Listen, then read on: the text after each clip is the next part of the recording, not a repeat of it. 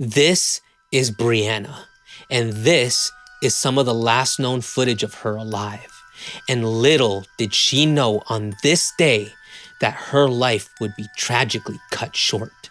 And her body was discovered near an abandoned railroad track in Colchith Linear Park, bearing 28 stab wounds. But the question remained, who could be responsible for such a hateful act, and what could have driven them to commit such a horrific crime? Meet Scarlett Jenkinson and Eddie Ratcliffe, two individuals consumed by a disturbing fascination with the macabre. Their minds were fixated in one chilling desire: to kill Brianna, simply because she was transgender. This is the chilling case of Brianna Ghey. Brianna Ghey was born in November 2006 and was the daughter of Esther and Peter Ghey. She attended Birchwood Community High School and was known for being kind, sweet, and fearless. One of her passions was TikTok, and on her account, she had amassed over 30,000 followers. This is where she enjoyed creating videos on the platform, showing off her outfits and trying to build towards her influencer dreams. Now, Brianna was transgender, and she displayed a remarkable fearlessness when it came to embracing her identity. Her friends described her as brave, confident, and unapologetically herself. She resided with her mother, Esther, her older sister, Alicia, and her stepfather. Now, due to her parents' separation, Brianna had limited contact with her father growing up. However, they had recently connected. Brianna possessed a vibrant and outgoing personality. She was known for her humor and her larger-than-life presence, always ready with a witty comeback. However, behind the scenes, Brianna was suffering with mental health issues, including self-harm, eating disorders, and anxiety. These challenges made it difficult for her to venture outside her home, except to attend school. Now, during her teenage years, Brianna became diagnosed with ADHD and autism. According to her mother, these conditions affected Brianna's ability to recognize potentially risky situations and also resulted in her anxiety. As a result, this led her to spend a significant amount of time in the inclusion unit at school. Inclusion units are spaces within schools that provide additional support for students who may require extra assistance or have specific vulnerabilities. These units offer more of a tailored learning experience for students who may not thrive in a traditional classroom. Now, Brianna's anxiety made her eligible for the inclusion unit. According to reports, Brianna endured years of transphobic harassment and bullying, including instances of gang beatings. Now, Birchwood High School would go on to deny that any of this ever took place, despite there being physical evidence. Now, Brianna was struggling and turned to self-harm as an outlet. There are various photos online where you can see self-inflicted wounds on Brianna's legs. Now, due to YouTube's restrictions, I won't be showing any of this. However, it's clear to see that Brianna was suffering, despite what she showed on social media. And this led to Brianna putting her guard down, and that's when the friendly face of Scarlett came into the picture. And in November 2022, a new student by the name of Scarlett Jenkinson joined Brianna's class. Scarlett, who was 15 years old at the time, had been expelled from multiple schools. The most recent incident that led to her expulsion was when she brought weed-infused gummies to school in September 2022. The school authorities discovered this and took action against her. And before accepting Scarlett into Birchwood High School, the school conducted a background check on her. On the surface, she appeared to be a quiet and anxious girl, coming from a family where her father was a tradesman and her mother was a home economics teacher. And even though there was so many red flags, teachers came out to vouch for her, saying that these prior incidents were just one-offs. So the school went on to accept her anyways. Now, prior to joining Birchwood, Scarlett had previously given weed gummies to a 13-year-old girl without disclosing what was in them. And as a result, the young girl had to be hospitalized. However, no charges were pressed against Scarlett regarding the incident. Now at Birchwood, Scarlett didn't have any close friends and claimed to be involved in Satanism, believing herself to be a witch. Allegedly, she even tried to recruit other students to participate in blood rituals. And over time, Scarlett developed a friendly relationship with Brianna. And as their friendship grew, it became evident that something was off. Text messages from December and January 2022 revealed that Scarlett had developed an intense, almost obsessive fixation on Brianna. Now, this obsession was not romantic in nature, but Scarlett just couldn't stop thinking about Brianna. She even confided in her friend Eddie Ratcliffe about the depth of her obsession. Eddie and Scarlett had been friends at school for about 5 years. Eddie had been known to be more of a loner. However, the tone of their conversations started to take a disturbing turn. One day, Scarlett would share with Eddie that she had an obsession with serial killers, murder, and blood, and she was surprised to learn that this was a fascination that they both shared. Eddie was drawn to Scarlett because she had the ability to help him socially and introduce him to girls. However, Scarlett's own interests leaned towards the dark and macabre. She had a particular obsession with Richard Ramirez, the Night Stalker, and she also showed an interest in figures like Jeffrey Dahmer and Harold Shipman. And in her diaries, she would jot down disturbing details about each serial killer. It was obvious that her obsession was unhealthy. It's reported that in late 2022, Scarlett went as far as downloading the Onion browser. Now, this browser is a browser that people use to access the dark web, seeking out videos of tortures and killings. And even though her fascination seems centered around murder in films, movies, and blood, she had a particular fondness for the movie Sweeney Todd, fixating on the character's use of a knife. She would even frequently skip school to stay home and indulge in watching incredibly graphic movies, developing quite a fan-like obsession. On February 11th, 2023, Brianna found herself alone as her mother and sister were out. She decided to text her mother, letting her know that she was going to meet her friend, Scarlett. She would meet her friend by taking the bus. Now, Brianna's mother found this a little bit unusual since Brianna had never taken the bus alone due to her anxiety. However, she assumed that Brianna must have just felt confident that day and was really supportive about it. Esther did feel a little uneasy about Brianna meeting Scarlett because she had never met her before. And although Brianna frequently talked about Scarlett, their friendship hadn't been established for that long. Nevertheless, she didn't dwell on it too much. The bus journey lasted around 15 minutes, and Brianna arrived at Colchester, where Scarlett was waiting. It was meant to be a casual hangout. However, there was an unexpected presence waiting for Brianna as well, someone she had never met before, Eddie Ratcliffe. The three of them would set off together, taking a walk towards Colchester Linear Park, which was approximately a mile away from the bus stop. As they walked, a few people even noticed them together. Everything seemed normal until they reached the abandoned railroad line. And that's when everything took a sudden turn. Less than an hour later, Brianna was discovered by a couple walking their dogs.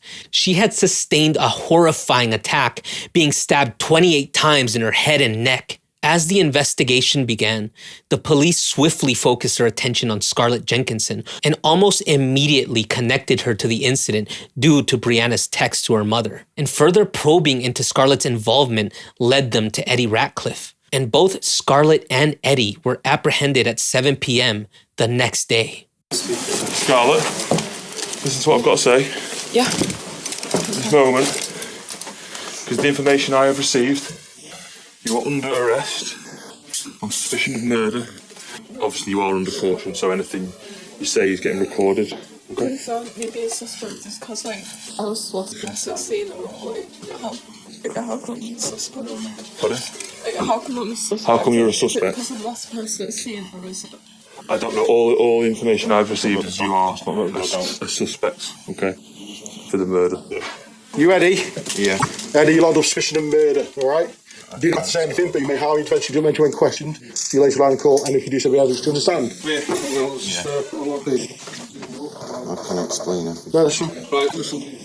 Do it all in, alright? You're going to say it's to record, you'll be interviewed about it and ask you questions, alright?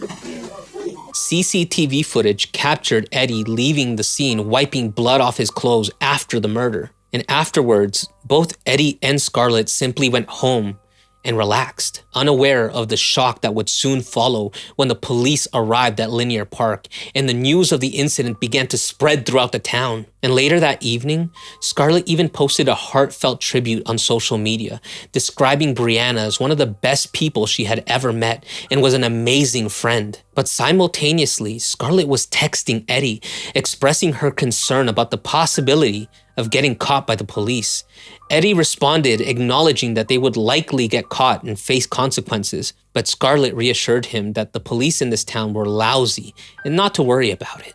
Shockingly, Scarlett had a disturbing desire to keep a part of Brianna's flesh as a memento. In one text she sent to Eddie, she asked if she could keep a few teeth and an eye, and she expressed her excitement over what they had done. Additionally, she had revealed that she had previously attempted to poison Brianna, and it had only made her violently ill. Brianna's mother, Esther, had once come home to the sound of Brianna vomiting in the bathroom. Esther had initially worried that Brianna had done it to herself, as she had a history with self-harm. And the sad part is, if the poisoning had been successful, Esther believed that she might have assumed that Brianna would have caused it to herself intentionally, meaning that Scarlett could have gotten away with it. Now, Scarlett and Eddie had lured Brianna to the park that day by pretending they would just have a smoke session together. And as Brianna sat on the bench, Scarlett initiated the attack by stabbing her. As she passed the knife to Eddie, who stabbed her 3 more times, Scarlett would then take the knife back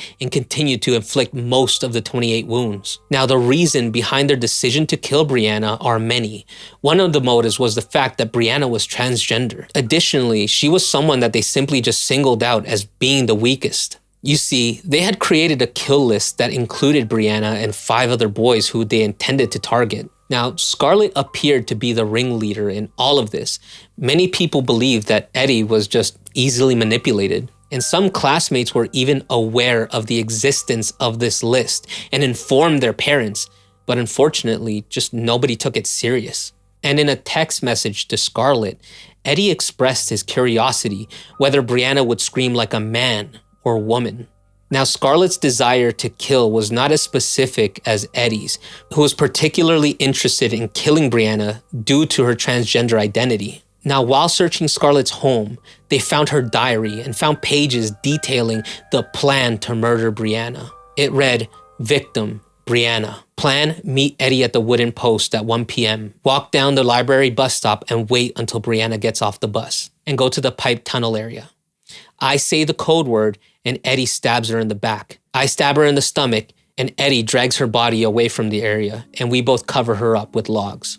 Both Eddie and Scarlett faced murder charges. Eddie Ratcliffe lived with his parents and his siblings and had even been diagnosed with autism and selective mutism. Initially, he spoke when he was arrested, but as the legal process unfolded, he gradually became less communicative, except when conversing with his mother or through her. Eddie, through his mother, claimed that he had been peeing in the woods when Scarlett began stabbing Brianna. He stated that the blood on his clothing was from checking if Brianna was okay. Similarly, Scarlett had claimed that she had no part in the murder at all. She even had a cover story prepared. She messaged Brianna's phone multiple times the next day, pretending to be concerned and asking if she was okay, mentioning that she had heard about a stabbing in the park. She had claimed that she had met up with Brianna, but Brianna had left the park on her own to meet some random man from Manchester. The day after the murder, Scarlett even texted Brianna, expressing her confusion and anger and asking why she had ditched him for the man from Manchester. But the messages on their phone between Scarlett and Eddie revealed everything. And it had been evident that they had been planning this murder for several months. It's worth noting that while in custody, Scarlett created a second kill list, as if she didn't learn the first time. This time targeting staff members at the secure children's facility where she was being held. The list was discovered by staff members during the trial. And while the trial went on, Eddie, who was selectively mute, was also allowed to provide evidence by typing his answers on a computer. The typed responses were displayed for the jury or read out loud. and Eddie occupied himself with Sudoku puzzles and a fidget spinner. I'm not making this up, by the way. Scarlett Jenkinson was sentenced to a minimum of 22 years in prison, while Eddie received a minimum sentence of 20 years, and they were both charged with Brianna's murder. They were both to be detained at Her Majesty's pleasure, which essentially means a life sentence. I have weighed all the aggravating and mitigating factors that apply to each of you. Although I have taken the same starting point, I have concluded that the final minimum terms must be different. In saying that, I have taken account of all the medical evidence and accept the diagnosis of ASD has some impact. Scarlett Jenkinson, for the murder of Brianna Ghey, you will be detained at His Majesty's pleasure. I set the minimum term at 22 years, less the 352 days that you have spent on remand. Eddie Ratcliffe, for the murder of Brianna Ghey, you will be detained at His Majesty's pleasure. I set the minimum term at 20 years, less the 352 days that you have spent on remand. Now, the actual duration of their sentence would be determined in the future, only if it is determined that they no longer possess a threat to society. And I'm sure Scarlett's kill list won't help her at all. Now, Brianna's funeral took place on March 15th, 2023 at St. Elphin's Church in Warrington. The service was attended by hundreds of mourners in support of Brianna's family. Her friends created a memorial TikTok account and a GoFundMe page, and within 3 days had raised £100,000 and gained over 36,000 followers on TikTok. And some of the donations were even allocated to a children's mental health charity in the UK. Now, following Brianna's passing, candlelight vigils were held across the United Kingdom. This included Dublin and Ireland. Now, these vigils were attended by thousands of attendees mourning the loss of Brianna Ghey. This has to be one of the sickest things I've ever heard. The fact that Eddie was never charged with a hate crime boggles my mind. Sure, we can say that Scarlett would have killed anybody just for the sake of killing, but Eddie had put it in writing that he particularly wanted to kill Brianna because she was transgender. And what's most disturbing is that Scarlett's kill list was public knowledge and Brianna's name was on it. Yet nobody took it seriously. Ultimately, I wish I could say justice was served, because even though Eddie and Scarlett are in custody right now, they still were able to squirm away from being charged with a hate crime. But I want to know your thoughts. Should they have been charged with a hate crime or not? Leave it in the comments below. And again, this is just a reminder that hitting the like, the sub, and the bell go a long way to helping this channel out. And that's going to do it for me today. And I hope you stay safe, and I will see you next time when the lights go out.